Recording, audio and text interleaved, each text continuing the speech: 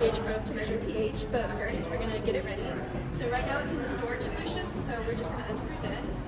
And be careful, just let it nice far away from the wires. And you can slide this up a little bit so it's not as much in the way. Then we're going to take some distilled water in our waste beaker and we're going to rinse it off. And then after you rinse it off, you're going to blot it, making sure not to rub with a chem wipe, just to get all that extra water off. And then before we test our unknown, we're going to have to calibrate it with our buffers.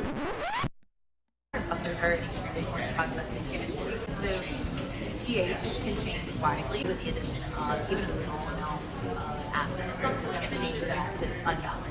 The benefit of a buffer is that it is a solution with a no pH value that is very stable, so it is not going to change as readily as other solutions. It doesn't change because you add an acid and a base together that have a common ion, and that common ion effect helps stabilize. So if you add additional acid, the base in the solution will absorb that, and vice versa. If you add additional base, the acid properties in it will process it backwards. So you have this push and pull equilibrium that helps you stay within one unit of pH either way. So to calibrate it, we're going to tap on this red bar, then hit calibrate. And then we are going to hit 2-point calibration, hit calibrate now. So we put it into our lower pH buffer first. So we'll put it in here. And then since we know that it's a 4 pH, we're going to hit 4 and then keep. And then before we put it into our second buffer, we're going to rinse it off just like we did the first time. We're going to blot it again, making sure not to rub. And then we're going to stick it in the 7. And then just like last time, since we know that it's 7, we're going to type in 7 and apply.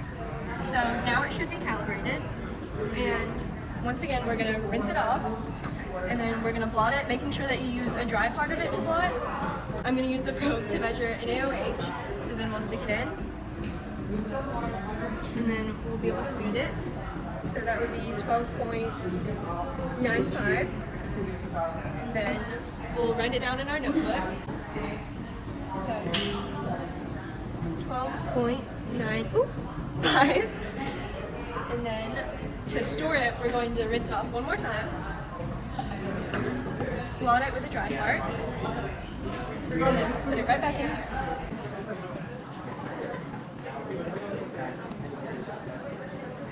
Then you're done.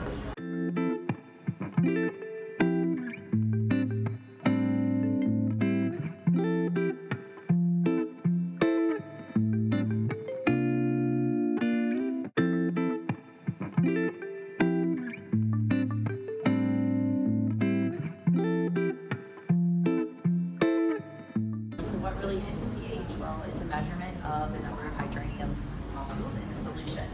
All acids have a pH of less than 7, but what makes one stronger or weaker than another? So for one strong acid, for example, is hydrochloric acid. We consider this a strong acid because it disassociates completely with water. So the H and the Cl will pop off and will form H3O with the water and then leave that chloride ion floating around. And that readily dissociates. It has an equilibrium value of much greater than 1, so we say that that is a strong acid. And it would therefore coordinate to a pH value of 0 or very close to 0. A weak acid, such as acetic acid, does not dissociate as readily as hydrochloric acid in water, which means that that H proton is much less likely to pop off and form that hydronium molecule. So we have a lot less H plus floating around when compared to a strong acid. Therefore, our weak acid pH readings would be closer to 4 or 5, somewhere in that range, and that's how we know that there is less of that H plus floating around in the solution. So what does a strong acid versus a weak acid look like when we consider equilibrium?